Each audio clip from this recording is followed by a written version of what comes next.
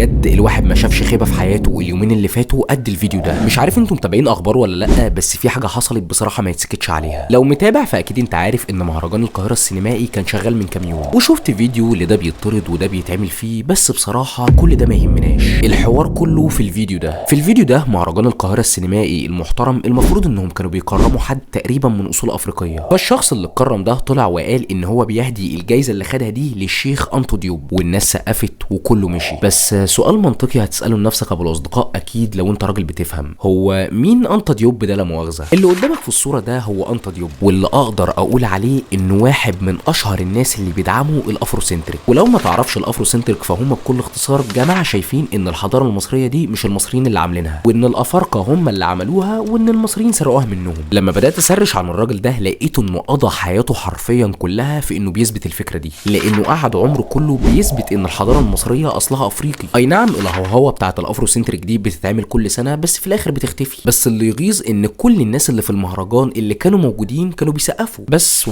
صح، ما تنساش تشوف اخر فيديو انا نزلته في قناتي على يوتيوب. اما بقى مصدر الكلام اللي قلته هتلاقيه في اول كومنت، وكالعاده كمل انت بقى.